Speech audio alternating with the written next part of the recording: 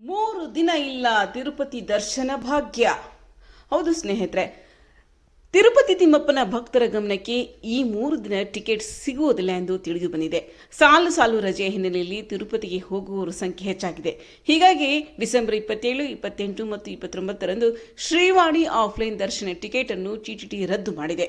ಹೌದು, ಕ್ರಿಸ್ಮಸ್, ಹೊಸ ವರ್ಷ ಹೀಗೆ ಸಾಲು ಸಾಲು ರಜೆ ಬಂದಿದೆ. ಹೀಗಾಗಿ ತಿರುಮಲದಲ್ಲಿ ಭಕ್ತರ ಸಂಖ್ಯೆ ಹೆಚ್ಚಾಗುತ್ತಿದ್ದು ದೇವರ ದರ್ಶನಕ್ಕೆ ಸುಮಾರು 30 ಗಂಟೆಗಳ ಸಮಯ ತೆಗೆದುಕೊಳ್ಳುತ್ತಿದೆ.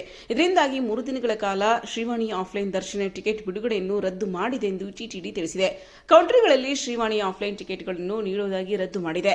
ಭಕ್ತರ ಸಂಖ್ಯೆ ಕಡಿಮೆಯಾದ ಮೇಲೆ ಶ್ರೀವಾಣಿ ದರ್ಶನ ಟಿಕೆಟ್ಗಳನ್ನು ಜಾರಿ ಮಾಡುತ್ತೇವೆ. ಈ ವಿಚಾರವನ್ನು ಭಕ್ತರ ಗಮನಿಸಿ ತಮ್ಮ ಪ್ರಯಾಣದ ಯೋಜನೆಯನ್ನು ರೂಪಿಸಬೇಕೆಂದು ಟಿಟಿಡಿ ಮನವಿ ಮಾಡಿದೆ.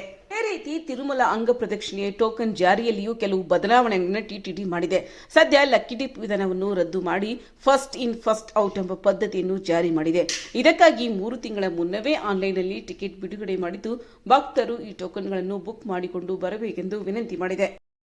ಅದೇ ರೀತಿ ತಿರುಮಲ ವೆಂಕಟೇಶ್ವರ ಸ್ವಾಮಿಯ ದರ್ಶನವನ್ನು ಡಿಸೆಂಬರ್ 24ರಂದು ಒಟ್ಟು 73,524 ಯಾತ್ರಿಕರು ದರ್ಶನ ಮಾಡಿದ್ದಾರೆಂದು ಟಿಟಿಡಿ ತನ್ನ ಅಧಿಕೃತ ವೆಬ್ಸೈಟ್ನಲ್ಲಿ ತಿಳಿಸಿದೆ.